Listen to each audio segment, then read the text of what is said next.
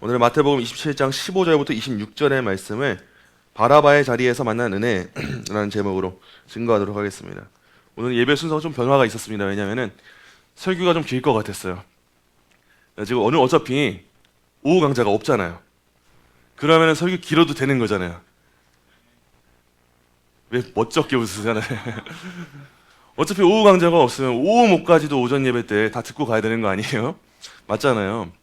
그리고 지금 계속해서 청년 수련회 집회 다니고 있는데 계속 연락 올 때 희한하게 저한테는 좀 위로가 되는 말씀 전해주세요. 이런 연락이 하나도 없어요. 지옥 설교 해주세요. 이런 것만 말하고 저한테 요청하시니까 그런 설교를 준비해서 가는데 한 주 내내 그런 설교만 하다 오면 저도 업이 돼 있습니다. 우리 교회에서도 그럴 수밖에 없어요. 그러다 보니까 여러분 오늘도 말씀 전할 때 제가 갖고 있는 뜨거움이 여러분의 뜨거움이 되셔야 됩니다. 저 혼자 뜨겁고 저 혼자 열을 내서 증거하고 하는 건 의미가 없습니다. 한 번의 예배를 드려도 그 한 번의 예배를 목숨 걸고 드리는 사람과 흐지부지하게 앉아있다 가는 사람의 예배는 정말 다른 거예요. 그렇기 때문에 오늘도 여러분 한 마음으로 정말 내가 오늘 은혜 받지 않으면 내가 이 예배당 문 밖을 나가지 않겠다, 이런 마음으로 여러분 말씀 들으시면 좋을 것 같습니다. 오늘 본문의 역사적 배경에 대한 이해로 말씀을 시작하려고 해요. 본문 속에 벌어진 이 사건의 시간과 장소를 한번 생각해 볼 필요가 있습니다. 오늘 본문이 등장하는 때는 6월절 아침, 예루살렘은 갈릴리와 디아스포라에서 몰려온 순례객들로 가득 찬 상태였습니다. 요세푸스와 같은 역사학자들의 기록에 따르면 6월절 기간 예루살렘 인구는 평소보다 몇 배로 불어나고 있고 로마는 이 시기마다 폭동의 위험을 특별히 경계했다고 해요. 왜냐하면 빌라도가 다스리고 있던 이곳은 그렇게 아름답고 안전한 곳이 아니었기 때문입니다. 빌라도가 예루살렘에 로마 군기를 세우려다가 유대인들과 맞닥뜨려졌고 부딪혔던 사건이 몇 차례 있었습니다. 수로 공사 자금을 성전 자금에서 성전 금고에서 충당하려다가 들켜가지고 폭동이 일어났던 경우도 몇 차례 있었어요. 그래서 당시 이스라엘 사람들, 유대인 입장에서는 빌라도가 하는 모든 짓거리들이 마음에 안 들었어요. 다수의 사상자가 발생된 걸 보고 저 빌라도가 얼마나 미웠겠어요. 이 총독은 유대 백성의 종교적 감동을 다스리는 데 있어서 무능했습니다. 서툴렀습니다. 그때마다 그냥 힘으로, 군사적으로, 법적으로 이스라엘 사람들을 억누르는 데에만 능했던 게 빌라도였는데 이번에는 작전을 조금 바꿨어요. 폭력이 아니라 군중 스스로 선택하게 만드는 거였어요. 바로 이 지점에서 6월절 특별 사면이라고 하는 관습이 생겨나게 됩니다. 아마도 이건 까다로운 피지배 민족인 이스라엘 백성들을 좀 마음을 녹여주는 법안이었을 것 같아요. 그렇게 억압하고 있었고 감옥에 가둬두고 있었던 사람들을 몇 명을 풀어주면은 이들이 날 좋아하지 않을까? 빌라도가 머리를 써가지고 피지배 민족한테 호의를 얻기 위해서 관행상 행동했던 게 당시에 이 특별 사면 정책이었어요. 이 특별 사면 가운데 빌라도가 왜 이런 일을 하는가를 우리가 생각해 볼 필요가 있습니다. 정의를 위해서요?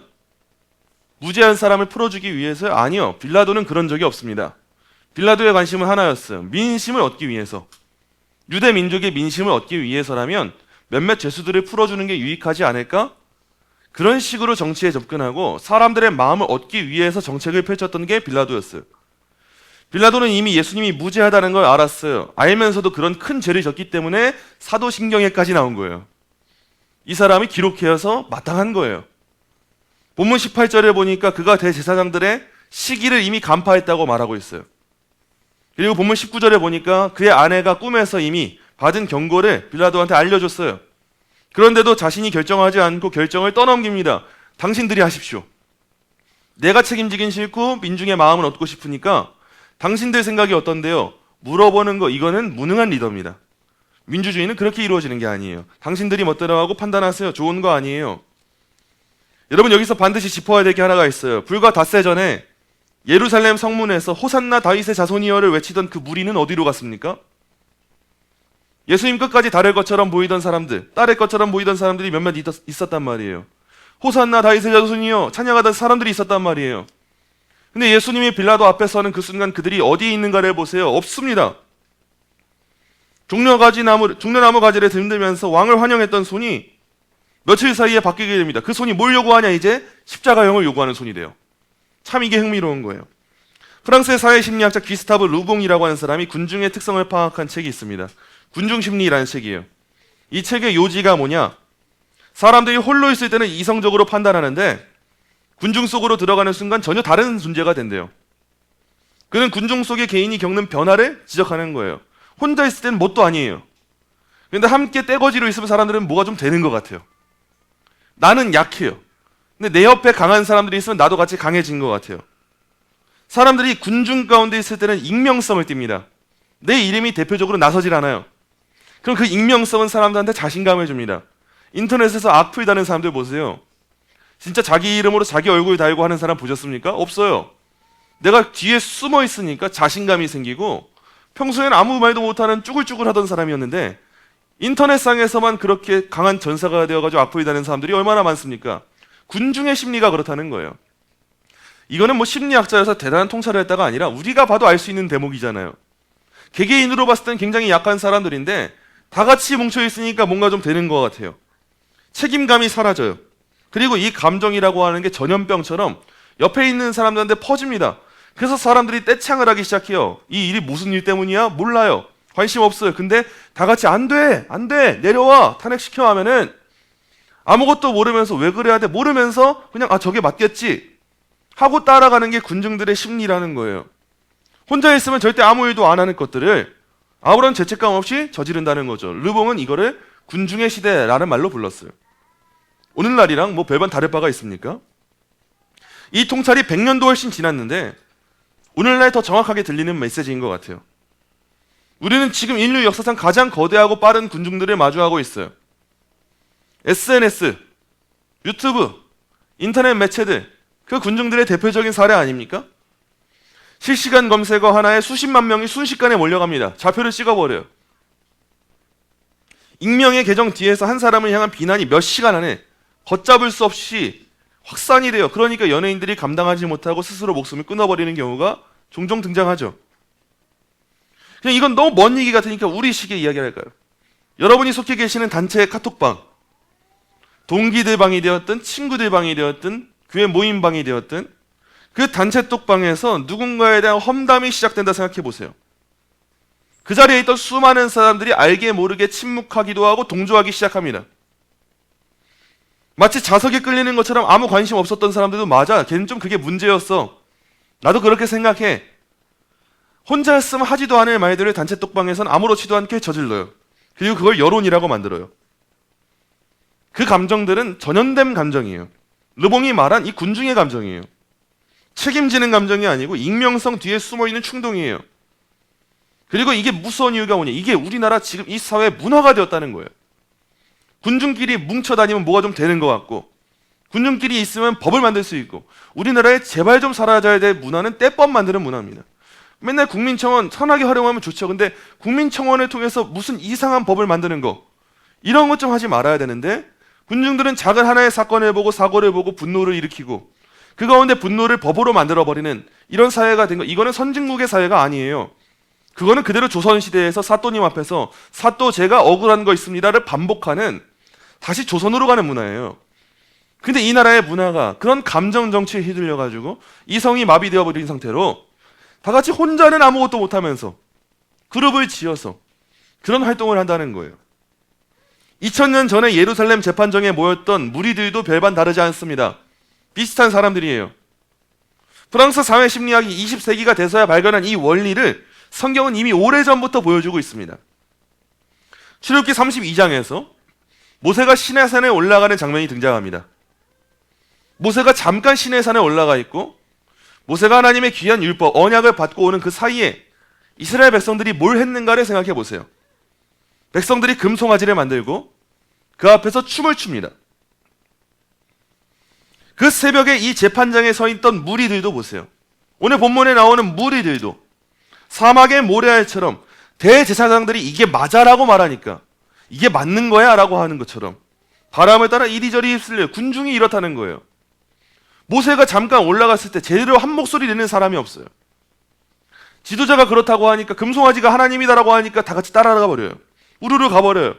한국 교회도 그런 것 같아요. 영향력 있는 목사님들, 그 인플루언서들이 교회가 이렇게 됐다, 교회가 이렇게 됐다, 교회는 이래야 된다라고 말하면 그냥 판단을 안 하고 분별을 안 하고 그냥 우르르 몰려가 버려요. 그게 맞지? 저 목사님 말씀 맞지? 우리가 따라야 될 거는 한 지도자의 메시지가 아닙니다. 그냥 그 지도자의 메시지를 따라가는 사람들을 우리는 군중이라고 부르는 거고, 우리는 항상 하나님 말씀에 근거해서 분별하는 눈을 갖고 있어야 돼요. 이게 하나님 말씀에 옳은가 그른가를 판단해야 돼요. 그러지 않으면 우리가 또다시 이 시대 가운데 금송아지 만들어서 하나님이잖아 하는 죄를 범할 수도 있는 거고, 또다시 이 시대 가운데 예루살렘 재판정 앞에서 거봐 예수를 죽이시오라고 하는 그 한 사람이 될 수 있는 거, 그게 바로 이 시대를 살아가는 저와 여러분이라는 거예요. 오늘 말씀을 다룰 때 저는 단순하게 2000년 전 이야기를 하려는 게 아닙니다. 오늘 본문에 있는 이 재판장에 서 있는 이 문화, 이 문제 가운데 중심에 있는 사람이 누구인가? 바라바냐 예수냐? 아니다, 우리다. 이 사실을 함께 나누도록 하겠습니다. 먼저 본문 15절 16절 보겠습니다. 15절 16절 함께 읽겠습니다. 시작. 명절이 되면 총독이 무리의 청원대로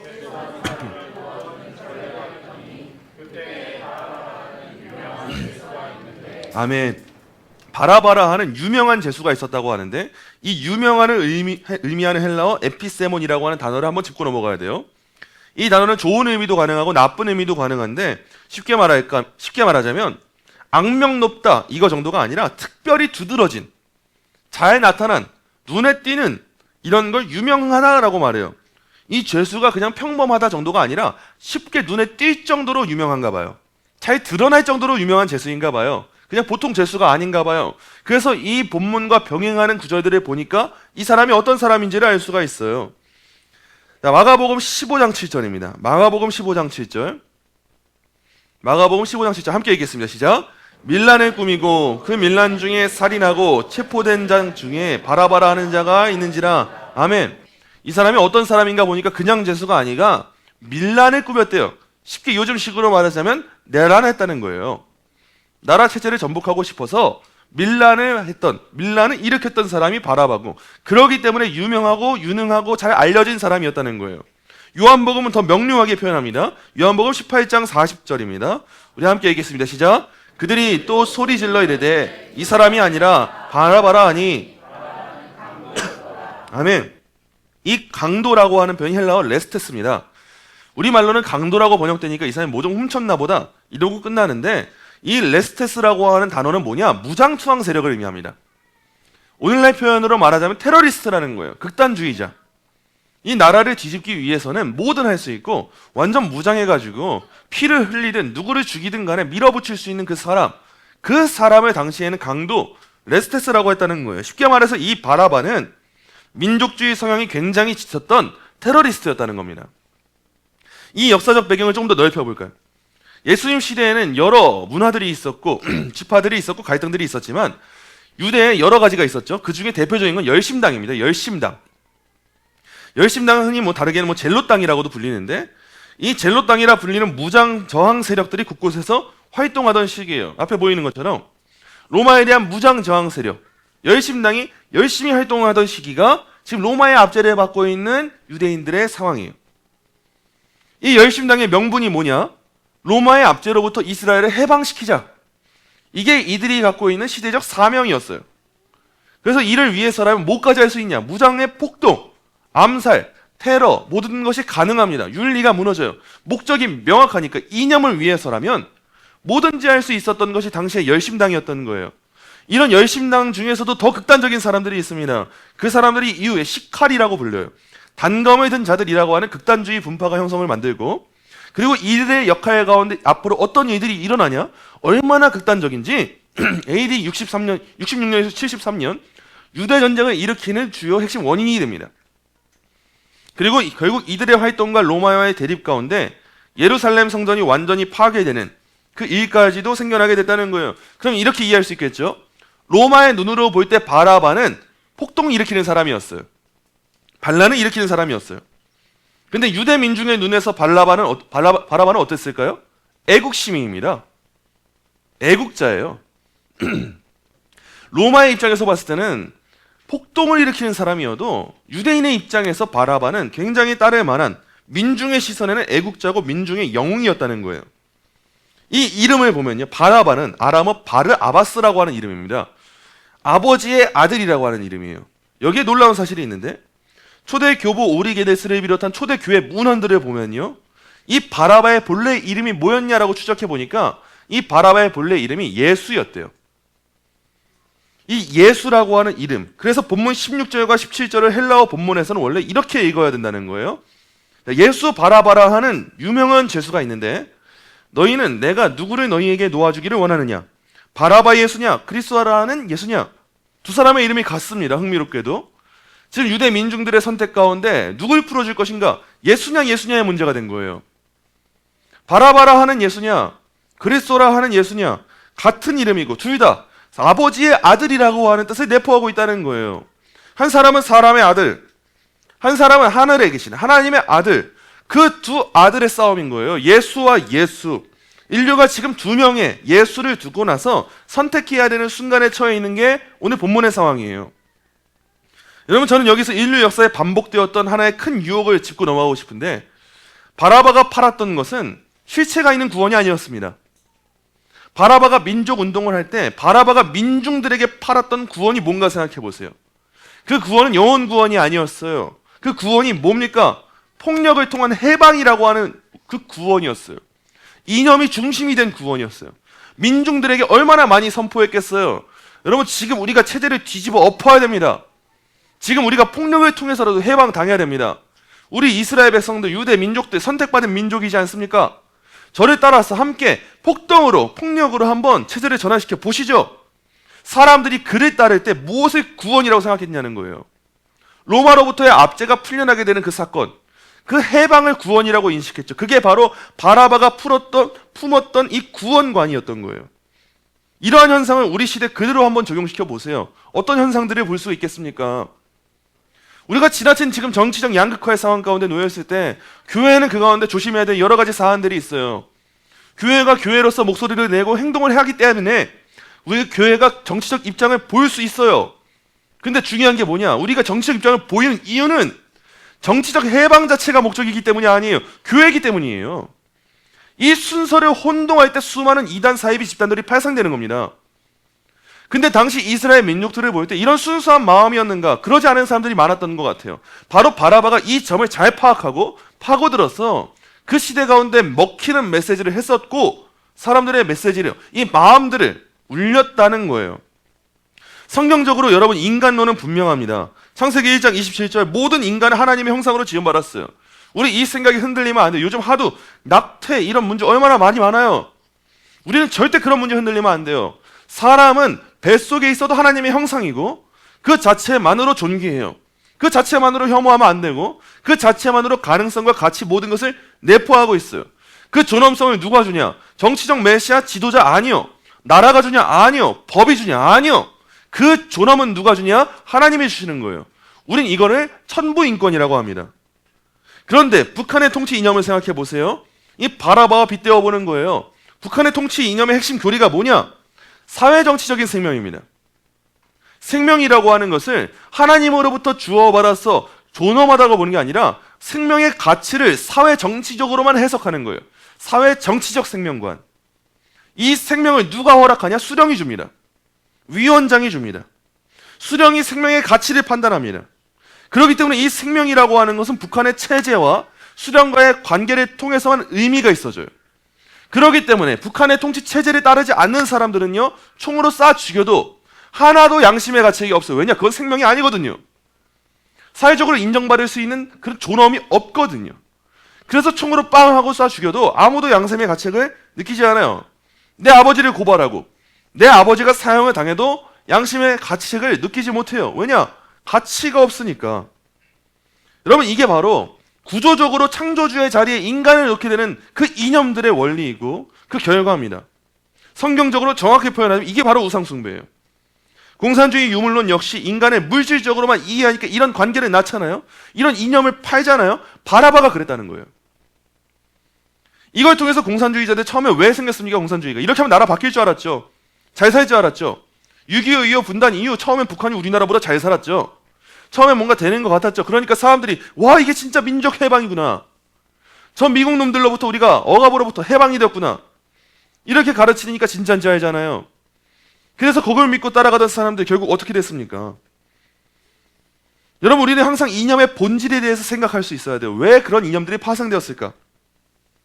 바라바가 약속했던 것은 해방이었지만 그가 실제로 줄 수 있었던 것은 아무것도 없었습니다. 김일성이 약속했던 것도 해방이었지만 그가 실제로 줄 수 있었던 건 아무것도 없었어요. 보급도 똑바로 못하잖아요. 인간을 절대화하고 체제를 신격화하는 모든 이념은요, 해방을 약속합니다. 그게 보수든 진보든 간에 해방을 약속해요. 잘 살 거야. 부동산 풀릴 거야. 금리 내려갈 거야. 환율 떨어질 거야. 해방이에요. 그 해방을 계속해서 약속해요. 그런데 실제로 그 해방이라고 하는 약속 뒤에 뭐가 숨어 있는지 우리가 알아야죠.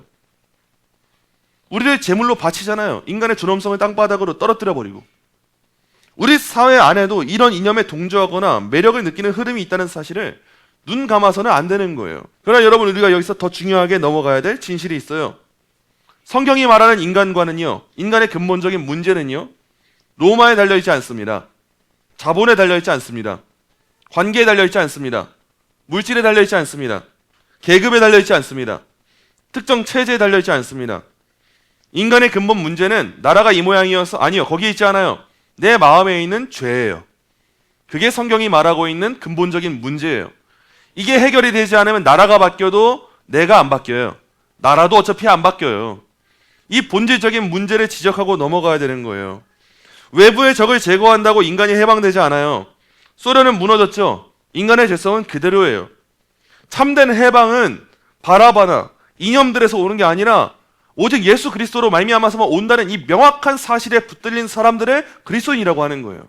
이 당연한 사실이 왜 당연하지 않은 시대가 됐는지 모르겠어요. 이 당연한 것을 왜 교회에서 설명을 해야 됩니까? 이걸 설명하는 시대가 통탄할 시대인 거예요.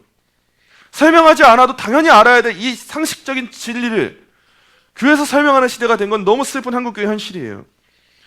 요한복음 8장 36절의 말씀처럼 그 아들이 우리를 자유롭게 할 때 우리가 참으로 자유로워지는 거지, 나라 체제가 우리를 자유롭게 만든다고? 여러분, 그렇게 생각하시면 안 되는 거예요.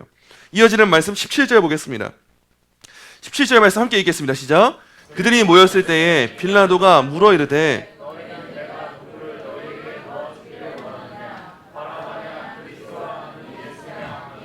아멘. 빌라도가 묻잖아요. 근데 빌라도가 유대인의 왕이라고 하는 정치적 호칭을 붙이지 않고 그리스도라 하는 자라고 하는 표현을 쓰잖아요.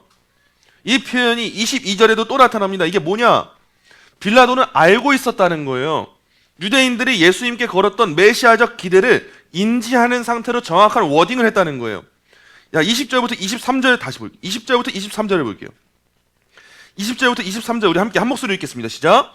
대제사장들과 장로들이 무리를 권하여 바라바를 달라 하게 하고 예수를 죽이게 하자 하였더니 총독이 대답하여 이르되 둘 중에 누구를 너희에게 놓아주기를 원하느냐?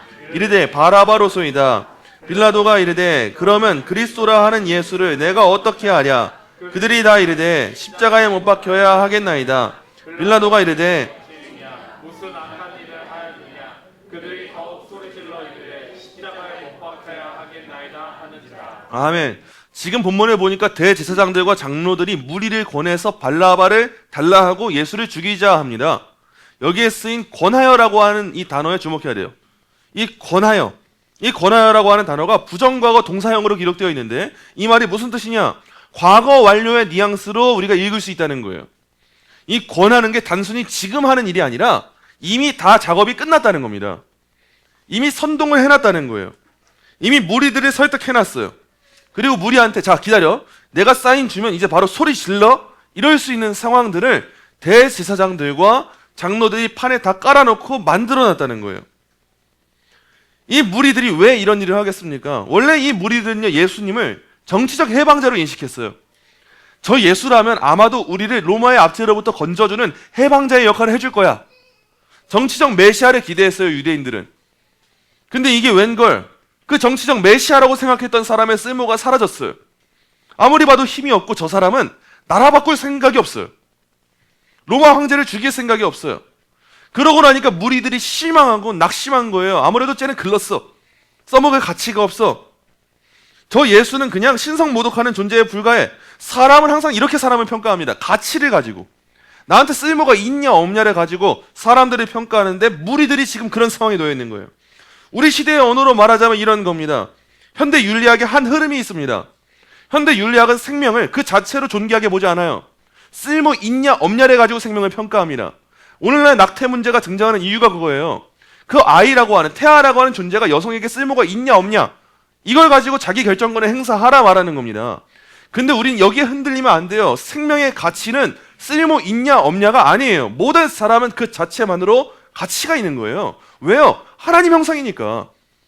근데 그리스도인임에도 불구하고 여기에 동조하는 건 말이 안 되는 일이에요. 교회들이 지금 다른 건 몰라도 지금 뭐 참정권 문제 말 못한다고 쳐요. 차별금지법도 말 못하잖아요.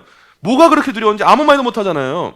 근데 적어도 지금 당장 우리 앞에 들어온 낙태 문제라도 말은 해야 되는데, 이것도 말 못하는 교회들이 과연 교회라고 할 수 있는 거, 저는 너무 큰 한심함과 우려감이 같이 들어요. 그럴 거면 왜 교회로 살아요? 이 세상 가운데 그냥 세상한테만 비미 맞춰주면서 나이스하게 살 거면은 왜 예수 믿고 불필요한 고생하냐고요. 주일날 왜 교회 나오냐, 그냥 가족여행 가고 해외여행 가고 내 취미 생활하지. 세상에서 아무 거리낌도 없이 살아갈 거고, 세상 사람들한테 다 인정받고 세련돼 보이고 젠틀하고 쿨해 보이고, 그렇게 하다 살면은 과연 마지막 최후의 날에 예수님이 반겨주실까, 이 생각을 해봐야 되는 게 정상 아니에요. 예수님이 자기 십자가를 지고 나를 따라오라고 하셨단 말이에요. 예수님이 가신 길은 꽃밭이 아니라 가시밭길이란 말이죠. 그럼 상식적으로 생각을 해봐야 됩니다. 내가 그리스도인인데 내 길이 너무 꽃밭이에요. 그럼 생각을 해봐야죠. 물론 영광스러운 길 맞아요. 기뻐요. 주와 동행하니까. 근데 힘든 건 사실이라고요. 안 힘든 건 정상이 아니라고요. 가시밭길인데 그 길에 가면서 발이 안 따가운 게 정상이겠냐고요. 그건 미친놈이지. 그건 당연한 길이란 말이죠. 근데 내 삶이 너무 꽃밭이에요. 교회가 너무 세상의 인정을 받아요. 와, 저런 교회면 나도 대화하고 싶어. 저런 교회는 참 올바른 교회인 것 같아. 세상이 다 인정하고 돌을 안 던져요. 그러면 생각을 해봐야죠. 예수님은 세상이 돌을 던졌고 침을 뱉었단 말이에요. 근데 이걸 모르고 그렇게 살아가면서 무슨 부귀 영화를 누리겠다고 그렇게 살아가는지 이해가 되지 않아요. 여러분, 우리는 절대 그러면 안 됩니다. 단 한 사람도 우리 동행교회에 있는 한 여러분 절대 그래서는 안 돼요. 세상 가운데 세련된 성도로 살아가기 포기하셔야 됩니다. 저는 이 앞에 강단에 설 때 늘 그런 마음이에요. 저는 여러분들에게 흐지부지한 신앙 하도록 부추기고 위로해주고 잘하고 있으십니다, 괜찮습니다 하고 싶은 그런 사역자가 되고 싶지 않아요. 제가 벌 받을 것 같아요. 하나님 앞에서는 제 양심이 그렇게 살아가라고 주장하지 않아요. 반대로 여러분들의 양심도 그러면 안 되는 거예요. 여러분들의 양심도 한평생 내가 이 땅을 살아가면서 흐지부지하게 세상 가운데 예수 믿는다 한마디도 못하고, 나 크리스천입니다 한마디도 못하고, 늘 그 부인했던 베드로의 모습만 나의 삶의 롤 모델로 삼아가면서 베드로도 그랬으니까 나 괜찮아, 이런 소리하고 살아갈 거면 왜 살아가요? 베드로도 그랬으니까 괜찮아가 아니에요. 저 모습이 내 모습이지만 나에 찾아오신 예수님이 있기 때문에 난 다시 한 번도 예수님을 부인하지 않을 거야. 여기로 나아가야 되는 게 성도예요. 그게 교회예요. 더 이상 여러분 세상 가운데 인정받고 자랑받는 거 그래서 뭐 합니까? 그게 밥 먹여주나요? 잠깐 여러분의 70년 80년 밥 먹여줄 수 있어요. 근데 그럼 뭐예요? 영원한 하나님 나라를 약속받지 못하고 불타는 지옥불에 떨어져 버린다면, 여러분과 여러분의 자녀들이 그 삶을 살아가고 그걸 택한다면 뭐가 중요하겠냐는 거예요. 그건 하나도 중요하지 않아요. 시편 139편 13절 16절 말씀입니다. 주께서 내 내장을 지으시며 나의 모태에서 나를 만드셨나이다. 내 형질이 이루어지기 전에 주의 눈에 보셨으며. 생명의 존엄 자체는 누구에게 가치가 있냐 없냐가 아니에요. 이게 여성의 자기 결정권을 도와주는 일이 아니에요. 여성의 몸을 해칩니다. 여성의 몸에 오히려 좋지 않은 게 낙태 약물 도입인데 이걸 하자고 하는 사람들이 무슨 생각이겠냐고요. 무슨 마인드를 갖고 있겠냐고요. 이 이념을 갖고 오는 사람들을 우리가 어떻게 성도로서 지지해 줄 수 있고 어떻게 잘한다 칭찬해 줄 수가 있겠냐고요. 그래도 되는 겁니까? 우리가 입으로 아무리 그리스도를 주로 시인한다고 해도 낙태 약물 도입하고 있는 이 현실 가운데 우리가 아무 목소리도 하지 않아요. 우리가 알고 있는데, 적어도 모르고 있는 한국교회 그럴 수 있다 쳐요. 아직 모르고 잠들어 있으니까. 근데 여러분을 깨워주시고 눈을 뜨게 하시고 들리게 하시고 알게 하셨잖아요. 알았는데 하지 않는 게 더 큰 죄예요. 저는 분명하게 생각을 하고 있어요. 목사가 받는 죄가 더 크다고 생각을 합니다. 하나님이 세우신 그 막중한 자리가 있는데 사역자가 그 자리를 온전히 감당하지 못하고 양떼들을 죽게 만들어 갈 때 더 큰 형벌이 기다리고 있을 거라고 생각을 해요. 여러분, 이제 우리가 적어도 우리 교회 안에서는 다 알잖아요. 아는데 안 하는 건, 그건 하나님 앞에서 칭찬 들을 일이 아니라는 거예요. 언제까지 우리가 이렇게 주저앉는 이 신앙생활을 할 수가 있겠어요? 절대 그러면 안 돼요. 적어도 우리가 이 의정부만 봐도 그러면 안 돼요. 다 잠들어 있잖아요. 아무 말도 못 하잖아요. 옳은 게 옳은 거다 말도 못 하잖아요. 생명이 이런 거다도 말을 못 해요. 뭐가 그렇게 무서운지. 이런 시선이 바로 이 시대가 주고 있는 세계관이라는 거예요. 본문 26절 보시죠. 26절 말씀 함께 읽겠습니다. 시작. 이에 바라바는 그들에게 놓아주고 예수는 채찍질하고. 아멘. 여러분, 이 짧은 한 문장 안에 복음 전체가 요약이 되어 있어요. 죄인이 걸어 나가요. 그리고 의인이 들어옵니다. 이게 우리가 받은 구원이에요. 내가 대단한 사람이어서 받은 게 구원이 아니고 우리가 사실 바라바라고요. 아닌 것 같고 아니라 생각하지만 내 안에 성경을 벗어난 수많은 해방 이념들이 가득해요. 나는 이렇게 살아야만 한다. 나는 이걸 기대한다. 나는 그걸 구원이라 생각한다. 그래서 우리가 하는 기도를 대부분 들어보면 다 달라잖아요. 이렇게 해주세요. 내가 하겠습니다 보다 그게 더 많잖아요. 내 안에 바라바가 살고 있다고요. 근데 이 장면이 얼마나 감격스럽습니까? 그렇게 수많은 죄를 갖고 있었던 폭동, 그 바라바는 걸어나가요. 근데 아무 죄 없으신 예수님이 그 십자가의 자리에 가요. 자격 없는 자가 자유를 얻어요. 온전한 무죄이신 분이 사형수의 자리에 가요. 아마도 이 바라바는 당일 아침에 눈 떴을 때 감옥에서 눈을 떴겠죠. 아마 나는 이제 죽겠다 알고 있었을 거예요. 로마의 십자가형은 거의 최고의 형벌이란 말이에요. 최고의 죄수들한테 주어진 형벌이란 말이에요. 바라바는 직감했을 거예요. 나 이제 진짜 죽는구나. 끝났구나. 그래, 잘 죽자. 오늘 인생의 마지막 날이겠구나. 그랬을 거예요. 근데 갑자기 감옥 문이 열리더니 군인들이 들어오는 거예요. 뜻밖의 말이에요. 나와. 바라바가 왜? 나오라고요? 저 죽는 거 아니에요. 그러겠죠. 근데 군인들이 그냥 나와. 나와서 그냥 자유롭게 살아. 그냥 감옥을 걸어 나가요. 그러면서 멀리 보이는 한 사람이 보이는 거예요. 나는 지금 자유롭게 나아가고 있는데 한 사람이 십자가 쪽으로 끌려가네요. 채찍질에 당하고 끌려가고 있네요.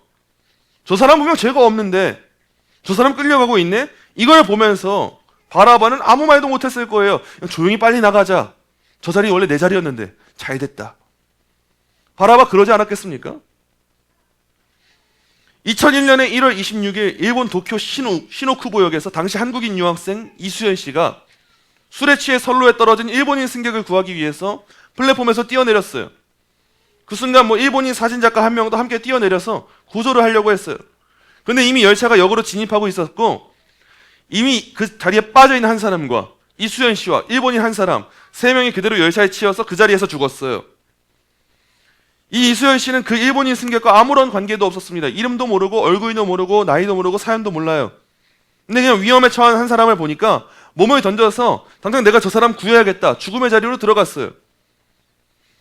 이 안타까운 사건을 두고 한일 양국에서 큰 반향을 일으켰고 시노쿠보역에서 인근에서는 그를 기리는 추모비도 세워지고 지금도 매년 그를 추모하는 행사가 열리고 있어요. 이 역에서. 이런 삶을 사는 건 쉽지 않습니다. 이 이야기가 우리를 늘 숙연하게 만들어요. 그 이유가 뭐냐? 한 사람이 자신과 아무 관련 없는 사람을 위해서 대신 죽어주는 일, 너무 어렵고 고귀한 일이라는 걸 우리가 알기 때문에 숙연해져요. 근데 여러분, 이수연 씨가 그 자리에 들어간 건 술 취한 사람의 잘못을 대신 짊어지기 위해서 들어간 게 아닙니다. 이 한계도 알고 있어야 돼요. 그냥 한 사람이 위험하니까 함께 있어줬을 뿐이에요. 이 희생은 아름답죠. 고귀하죠. 대단하죠. 근데 이 삶이 한 사람의 본질적인 문제까지 해결해 주지는 않아요. 죄의 문제를 해결해 주지는 않아요. 인간은 인간의 죄를 대신 짊어질 자격이 없어요. 근데 저와 여러분의 주님이신 예수님은요, 우리 복음의 의미를 다시 생각해 보자고요. 우리 예수님은 어땠는데요? 그냥 우리가 있어야 될 십자가의 자리에 같이 서주시는 정도? 같이 열차에 치워주시는 정도? 우리가 믿는 예수님이 그 정도입니까? 아니요. 근데 우리 한국교회는 지금 그 정도로만 예수님 생각하고 있으니까 이렇게 살아가는 것 같아요.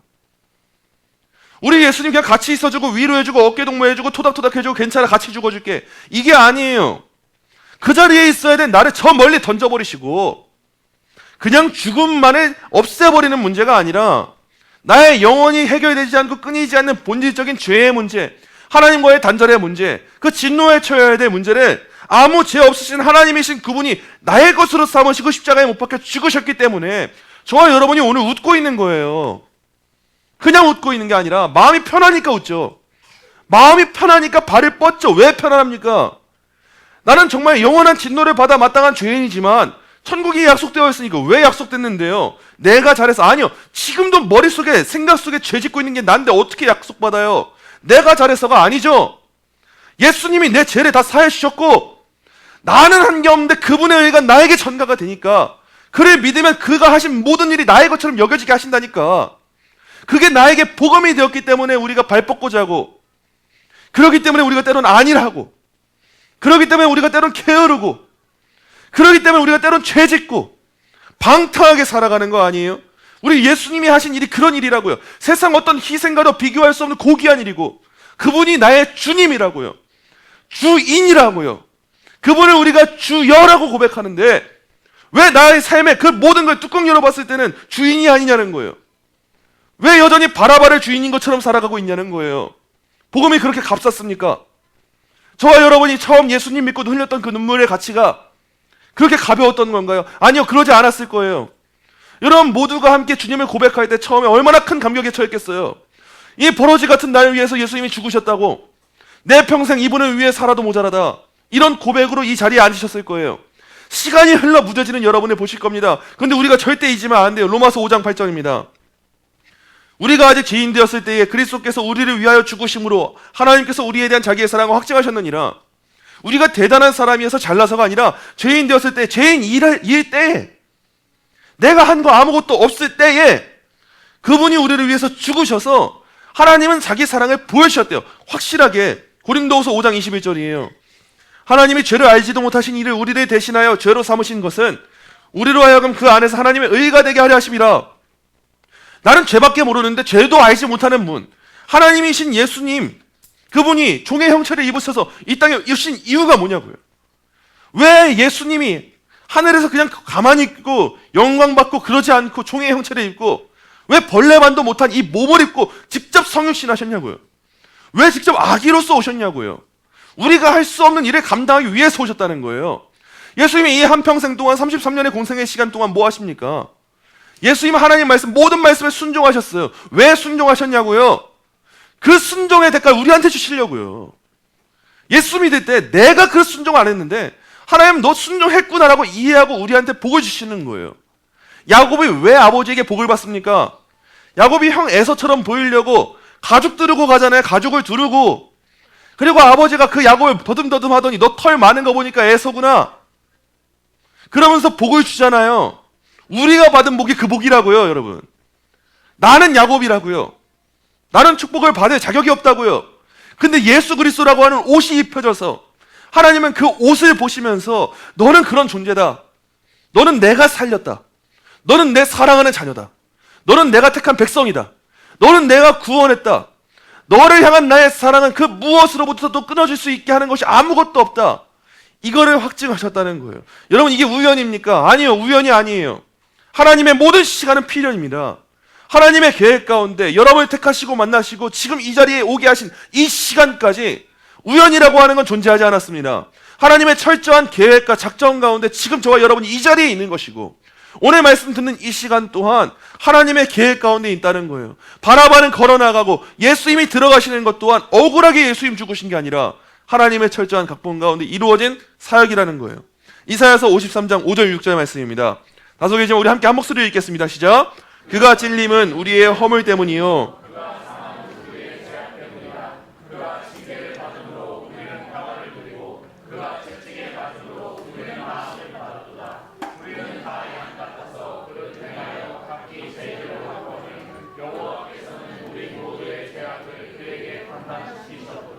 아멘. 여러분, 저와 여러분이 오늘 이 자리에 있는 이유가 이거예요.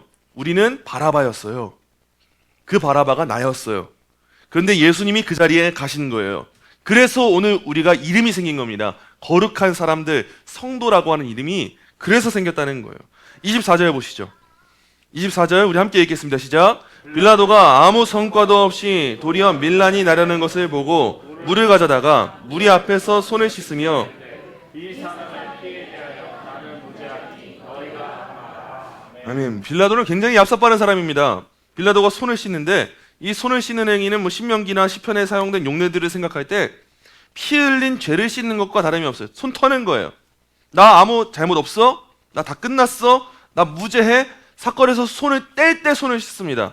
빌라도가 지금 일어나는 모든 일 너희가 책임져, 나와 가는 게 없다, 내 뜻 아니야, 손 씻고 나 무죄하다 나간 거예요. 앞에서 말씀드린 것처럼 빌라도는 그렇게 정의로운 통치자가 아니었어요. 필요할 때는 힘으로 누리고 그리고 불편할 때는 손을 씻으면서 빠져나가는데 능숙한 사람이에요. 이 나라 위정자들이랑 똑같아요. 계속 그냥 삼권분립 체제 붕괴시키려고 하고 뭐만 하면 특검 만들어요.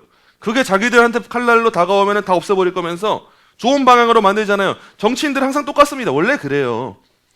정치인들 중에서 깨끗한 사람 뭐 얼마나 많겠어요. 우리도 다 더럽고 그들도 더러운데 권력까지 더해지면 사람이 얼마나 더 더러워지겠어요. 세상 의로운 척 깨끗한 척 다 해놓고 뒤에서 추잡스러운 짓 저지르는 거 그들의 모습이잖아요. 빌라도가 그랬다는 거예요. 근데 한번 솔직해져 볼까요? 과연 그게 정치인들만의 문제던가요? 우리가 쉽게 생각하는 악의 문제는 늘 멀리 있잖아요. 저 위정자한테만 있잖아요. 대통령들한테만 있고 저 장관들한테만 있고 악은 항상 저 멀리만 있는 것 같잖아요. 어느 정권에만 있는 것 같잖아요. 근데 그 모습이 진짜 누구한테 있는지 아세요? 우리예요, 우리. 내 재판을 미루고 있는 그 모습이 나한테 있습니다. 대통령만 재판 연기한다고 문제가 아니라 하나님 앞에서의 재판을 연기하는 내 모습이 그대로예요. 똑같아요. 나는 책임 없다고 손 씻는 모습이 한국교회는 썩었다고 욕하면서 교회를 위해서 아무 일도 안 하는 모습이 나에게 있다고요. 우리한테 있다고요. 또 다른 빌라도가 내 마음 가운데 살고 있다고요. 아무 대가도 치르지 않으면서 무죄하다는 평가를 얻기 위해서 열심히 노력하는 그 모습이 우리한테 있다고요. 오늘날 수없이 많은 불의를 보면서도 나는 정치에 관심 없어. 나는 신앙과 정치를 섞는다. 섞지 않아. 나는 그냥 중립을 지킬 거야. 다 손 씻는 겁니다. 그리스도인은 책임 있는 사람들이에요. 하나님 지으신 모든 영역에 책임 있어요. 정치여서만이 아니에요.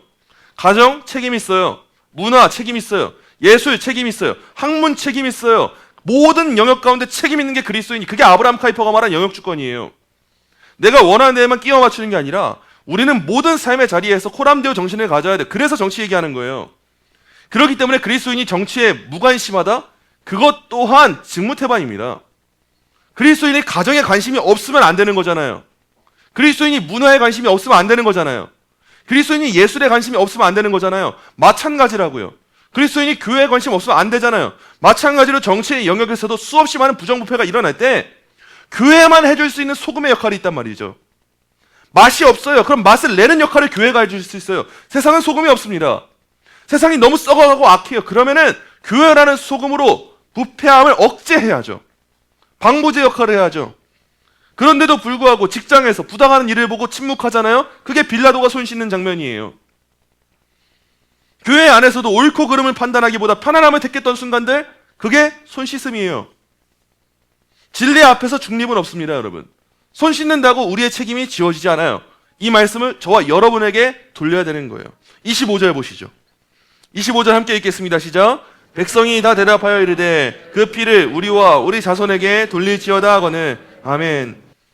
여기서 우리가 한번 진지하게 생각해 봐야 돼요. 무리가 고백할 때 정확한 표현을 합니다. 그냥 우리에게라고 안 합니다. 빌라도가 누가 책임질 거야? 나 책임 안 져. 너희가 책임져라고 하는데 무리가 우리가 책임질게요라고 안 해요. 정확하게 말합니다. 우리와 우리 자손에게라고 말해요. 자손까지 끌어들입니다. 당시 고대 근동과 이스라엘의 서약은 이런 식이었어요. 모든 책임을 가족적으로 민족적으로 돌리는 문화가 당시에 있었어요. 그래서 무리가 내가 그러겠습니다가 아니라 우리와 우리 자손에게 함께 이 책임을 지겠습니다라고 말을 해요. 근데 여기서 마태가 사용한 단어가 참 흥미로워요. 마태가 이 순간만 무리를 가리켜서 또 다른 용어를 사용해요. 15절, 20절, 24절에 무리를 가리킬 때는 오클로스, 그냥 즉흥적으로 모인 군중이라는 뜻의 단어를 사용했어요. 여태까지 사용하는 단어가 버젓이 있었는데 이 본문 25절에서만 다른 단어를 내서요. 라오스. 이 단어는 구약에서 하나님의 언약 백성을 가리킬 때 쓰이는 용어예요. 약속에 임하는 백성들, 맹세하는 백성들, 책임지겠다고 하는 백성들, 자신 있게 신앙적으로 신념적으로 옳다 생각하는 것을 하는 백성들, 그들을 향해서 쓰는 용어 라오스를 여기서 사용한단 말이에요. 이거 신학적으로 매우 무거운 거예요. 마태는 지금 독자들한테 이야기하는 거예요. 지금 이 장면 흥분한 그냥 몇몇 사람들의 우발적인 외침이 아닙니다. 이스라엘 백성 전체가, 유대인 전체가 민족적으로 결단하면서 집단적으로 약속한 겁니다. 보여주는 대목이에요, 이게. 무리가 그렇게 약속했다고요. 여러분, 이거 얼마나 무서운 겁니까? 부모가 계약했는데 자녀 이름까지 적혀 있는 거예요. 부모가 저주받는 건데 자녀 이름이 함께 올라가 있어요. 부모가 한 일인데 자녀가 함께 책임지게 된다고요. 오늘 본문에서 우리가 이 모습을 보면서 깜짝 놀라야 돼요. 근데 여기서 우리가 동시에 놀라울 만한 반전을 마주하게 돼요. 26장 28절 말씀 함께 보도록 하겠습니다. 함께 읽습니다. 시작. 이것은 죄사함을 얻게 하려고 많은 사람을 위하여 흘리는 바 나의 피 곧 언약의 피니라. 오늘 보면 얼마 전에 마지막 만찬 자리에서 예수님이 잔을 두고 이렇게 말씀하신 거예요. 많은 사람을 위하여 흘리는 나의 피 곧 언약의 피다. 지금 이스라엘 군중들과 예수님 모두가 공통되게 말하는 단어가 있어요. 피. 이 피를 누구에게 돌릴 거냐? 이 책임 누가 질 거냐라고 했을 때 군중들이 우리와 우리 자손이 지겠습니다라고 말했어요. 같은 피를 두고 예수님 뭐라고 말씀하십니까? 이 피는 많은 사람을 위해서 흘리는 나의 피다. 언약의 피다 말씀하세요. 같은 피입니다. 같은 밤, 같은 도성에서 이 피가 흘려질 거예요. 예수님이 십자가에 이제 못 박히실 겁니다. 그런데 물이 입에서 나올 때는 그 피가 저주와 심판의 언어가 되고요. 예수님의 입에서 나올 땐 그 피가 언약과 생명의 언어가 됩니다.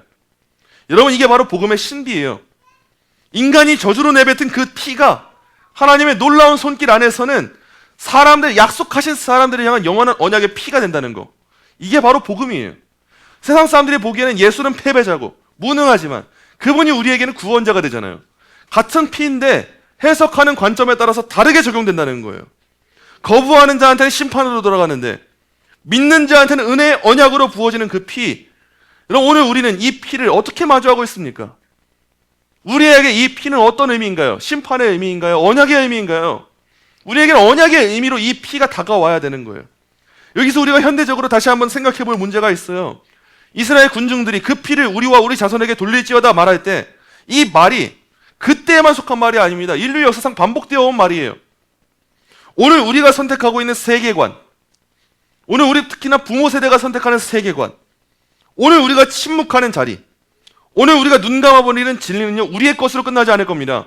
우리 자녀에게 돌아갈 겁니다. 적어도 자녀가 있다면 더 이 시대에 깨어 있어야 돼요. 내 자녀한테 어떤 나라 물려줄 건데요.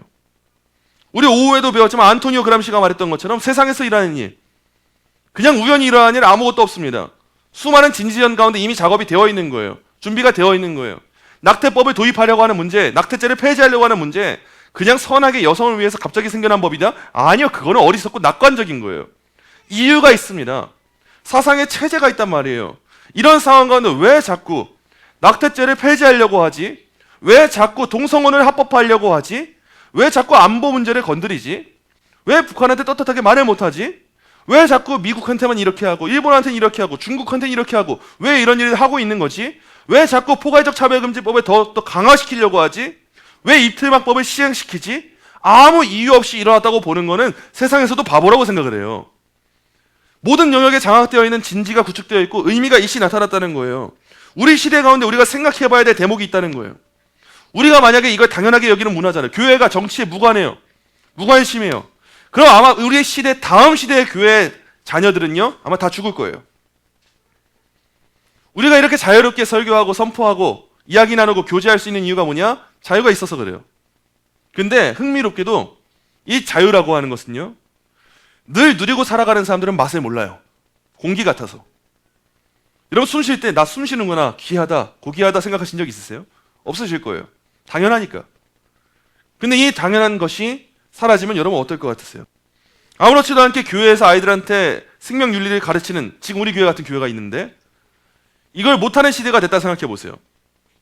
그때 나라는 어떻게 될까요? 교회가 설교를 설교로서 전달하는데 하지 말래요. 그럼 어떻게 될까요? 중국 공산당이 하는 것처럼 나 외에 다른 신을 섬기지 말라고 하는 제1계명을 교회에서 삭제해라. 그럼 교회는 어떻게 될까요? 처음에는 그래, 이거 없어도 설교할 수 있잖아 이러겠죠. 교회 안에서 시진핑 주석의 사진을 붙여놔라. 그래, 우리가 어차피 우상 숭배하는 거 아니니까 붙여놓자 하겠죠. 그 문화가 파고들었을 때 나중에 한국 교회가 어떻게 되겠냐는 거예요. 우리 기성세대가 우리 자녀들한테 한국 교회가 지금 이러이런 역사 가운데 세워졌고 이러이런 나라 상황 가운데 이런 일을 감당하고 있어 알려주지 않고, 우리가 이런 수고를 했기 때문에 이런 시대가 얻어진 걸 알려주지 않고, 우리 자녀들이 그냥 얻어진 나라라고 생각하고 그냥 얻어진 교회라고 생각하면 이 은혜를 어떻게 여기겠냐는 거예요. 자기 정체성을 모르겠죠. 학교에서 가르치는 젠더 교육에 따라서 엄마 나 오늘은 아들이었던 녀석이 엄마 나 오늘은 한번 딸을 해볼게.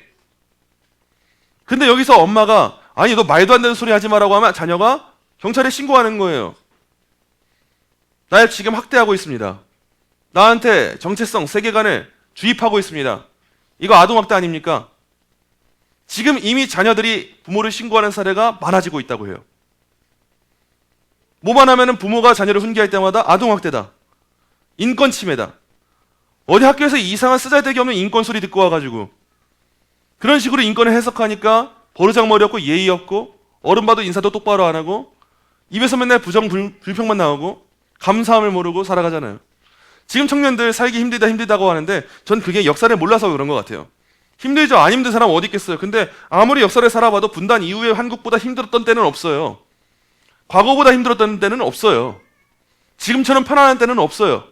근데 먹고 살만해지니까 힘들다고 하는데 계속 더 힘들게 만들어버리는 것 같아요. 스스로를. 정체성을 몰라서 그래요. 이 시대에 흘러오는 드라마, 영화, 문화 여러분 그냥 보시면 안 됩니다. 다 이유가 있어요. 의미 없이 오는 게 없어요. 드라마 보면서 유익할 때 있죠. 배울 때 있죠. 근데 그 드라마 내용 가운데 계속해서 반기독교적인 사상들이 숨어져 있고 젠더 개념들이 우리한테 흘러 들어오고 있고 생명을 경시하는 문화가 나오고 계속해서 가정과 결혼의 제도를 흔드는 문화들이 나오는데 TV에선 계속해서 이혼 숙녀 캠프 이딴 프로그램 나오면서 이혼하는 문화가 당연한 것처럼 단순하게 조장하고 있는데 고딩 언빠 이런 프로그램 나오면서 학생들도 그럴 수 있구나 자연스럽게 노출을 시키는데 이런 문제에 있어서 교회가 아무 말도 못하고 자녀들한테 가르치지 않고 흘러 지나가잖아요. 우리 자녀들은 이 시대 바벨론 문화 가운데 포로가 되어서 자라나는 시대가 열릴 것이고 이 자녀들이 나중에 기성세대가 되어서 한국교회 주축이 되었을 때 과연 교회를 교회답게 세울 수 있을까요? 아니요. 그럴 수 없을 겁니다. 그럴 수 없어요. 우리의 믿음의 선배를 떠올려야 돼요. 일제강점기 때 신사참배라고 하는 국가적 강제가 조선의 모든 교회와 학교에 내려졌을 때 대부분의 교단과 지도자들은 이건 종교가 아니라 국가의식일 뿐이니까 국민들이 하는 것처럼 참여하자 손 씻고 절했어요. 이거 안타까운 우리 합동교단 역사예요. 수없이 많이 회개해도 모자랄 일이에요. 그런데 평양의 산정현교회 주기철 목사님이 끝까지 신사참배를 거부했습니다. 여러 차례 투옥되었고 혹독한 고문을 당했고 결국 1944년 평양 감옥에서 순교했어요. 주기철 목사님이 죽음을 눈앞에 두고도 굴복하지 않았던 이유가 뭡니까? 단순하게 생각해 보세요. 왜 그랬을까? 사람들 앞에선 지도자니까 인정받으려고? 칭찬 좀 들으려고? 아니요. 주기철 목사님은 정체성이 분명했어요. 나의 정체성은 지금 나의 목숨을 쥐락펴락하는 저 일본 놈들한테 달려있지 않다를 명확하게 알았던 거예요. 나의 정체성이 어디 있습니까? 하나님에게 있다를 알았던 거예요. 내 무릎이 어디를 향해서 꿇어야 되는가를 알았던 거예요. 그걸 알았기 때문에 흔들리지 않고 내 목숨을 죽는다 할지라도 나는 절대 저 일제 신사참배 요구에 굴복할 수 없다. 내가 절하는 그 순간 어떻게 될지도 알았던 거예요. 지금 내가 목사로서 여기 절해버리는 순간 나를 따라오는 성도들, 우리 다음 세대들 곧이어서 절하는 게 상식이 되지 않겠는가? 저 앞장서가지고 신사참배하자고 하는 목사놈들 저들처럼 내가 똑같이 해버릴 때 한국 교회는 그렇게 돼버리지 않겠는가? 알았기 때문에 무릎 꿇지 않았던 거예요. 다니엘과 세 친구가 만약에 무릎 꿇었다 생각해 보세요. 그들이 금신상 앞에 절했다 생각해 보세요. 바벨론의 포로로 있는 모든 이스라엘 백성들, 그 남유다 백성들 앞으로 저 세 명도 그랬으니까 나도 그랬겠다 안 그러겠어요? 만약에 지금 같은 우리나라 상황 가운데 낙태죄 폐지하는 이런 문제가 나오는데 제가 동참해요. 이거 신앙이랑 상관없으니까 교회는 여기까지만 정치 관여하는 거니까 하는 겁니다. 양심의 거리낌 없습니다. 차별금지법 괜찮아요. 교회 건드리는 거 아니라니까요. 교회는 그런 정치 얘기하는 거 아닙니다. 교회에서 정치 얘기하는 사람들 그 사람들이 극우 개신교입니다. 혐오 세력입니다. 반동 세력입니다. 제가 여러분한테 그렇게 설교하고 제가 그렇게 행동한다 생각해 보세요. 그럼 여러분들이 신앙이 굳건하기 때문에 안 흔들리는 분들이 있죠. 근데 그 와중에 흔들리는 몇몇 사람들이 등장한다고요. 그들이 흔들려서 문화를 만들 때 자녀들이 뭘 배우겠냐고요. 그 자녀들이 문화를 양산할 때 어떤 삶을 만들겠냐고요. 이거 굉장히 두려운 문제예요. 그래서 이스라엘 백성들, 당시 유대 민족들, 군중들이 그 피를 우리와 우리 자손에게 돌리겠다라고 말한 것은 결국 가벼운 문장이 아니었던 거예요. 여러분, 우리가 지금 그 앞에 서 있어요. 우리가 군중입니다. 우리한테 선택하는 기로가 나와 있단 말이에요. 교회가 처한 수많은 문제들과 정치적 문제들과 우리 삶의 문제들 가운데 우리는 모든 선택 앞에 서 있단 말이에요. 그때 여러분은 누구에게 절하고 누구에게 옳다 말하고 과연 어떤 선택을 하시겠습니까? 사드락과 메삭과 아벳느고가 명확하게 고백하잖아요. 하나님은 모든 일을 하실 수 있다. 우리를 건져내실 수 있다. 근데 이어지는 고백도 중요해요. 그렇게 아니하실지라도 하나님은 선하시다. 우리 성도들에게 이 두 가지만 있으면 흔들리지 않아요. 다른 거 필요하지도 않습니다. 하나님 능히 하실 수 있다. 두 번째, 그렇게 아니하셔도 하나님은 선하시다. 이것만 있다면 우리 교회는 세상 가운데 굴복하지 않고 무릎 꿇지 않고 교회답게 설 수 있다는 거예요. 말씀 맺겠습니다. 사랑하는 성도 여러분. 어거스틴이 유명한 책 남겼잖아요. 하나님의 도성. 이 하나님의 도성에서 어거스틴이 이 인류의 역사를 두 도성, 두 도시처럼 비유해서 설명을 해요. 하나는 어떤 나라냐? 자기 자신을 사랑함으로 하나님을 멸시하기까지 이르는 땅의 도성이래요. 자기를 너무 사랑해서 하나님을 멸시하기까지 하는 그런 땅이래요. 근데 다른 하나가 또 있대요. 하나님을 너무 사랑해서 자기 자신을 멸시하기까지 이르는 하늘의 도성. 이 세상에는 이 두 도성이 공존한다는 거예요. 교회도 마찬가지고 저와 여러분의 삶도 마찬가지입니다. 우리에게는 땅의 도성이 있고 하늘의 도성이 있어요.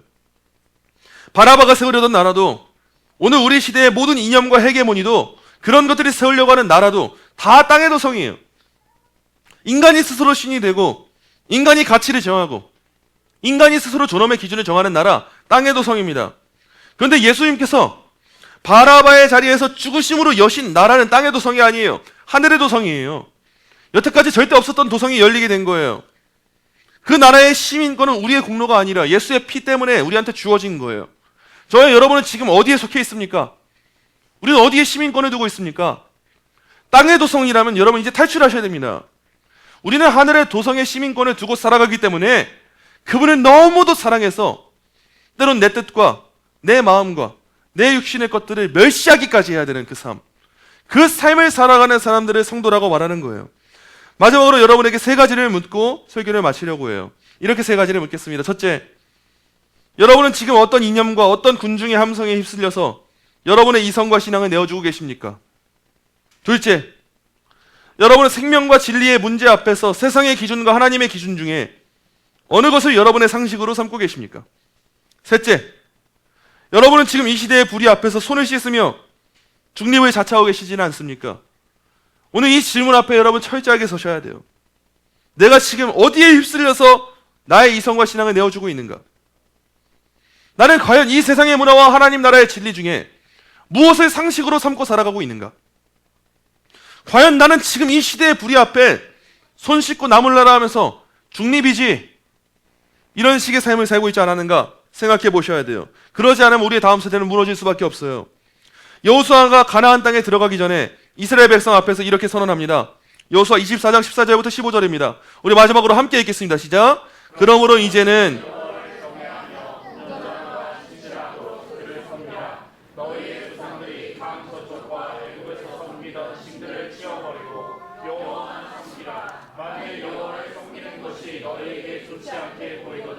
너희 조상들이 강 저쪽에서 섬기던 신들이든지 또는 너희가 거주하는 땅에 있는 아모리 족속의 신들이든지 너희가 섬길 자를 오늘 택하라. 오직 너와 너희 집은 여호와를 섬기겠노라.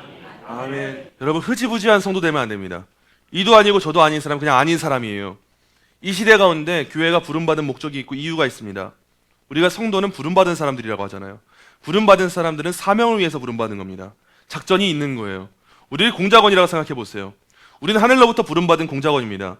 북한에서 그렇게 난파 간첩으로 보냄받은 공작원도요, 북한을 위해서 목숨 걸고 싸우다가 죽고 끝까지 고문을 당해도 하나도 풀어놓지 않고 자결해버립니다. 우리가 하늘의 도성으로부터 파송받은 하늘에서 보냄받은 공작원이라 생각해 보세요. 우리에게 미션이 있는 거예요. 감당해야 될 일이 있는 거예요. 사명이 있는 거예요. 그 일을 감당하지 않는 사람은 자격이 없는 겁니다. 여러분 우리가 명확하게 살아야 됩니다. 교회는 더 명확해야 됩니다. 세상 가운데 교회는 드러나야 됩니다. 감출 수가 없어야 됩니다. 우리가 세상 가운데 무엇을 감출 수 없어야 되는가? 우리가 섬길 자를 명확하게 택하는 문제예요.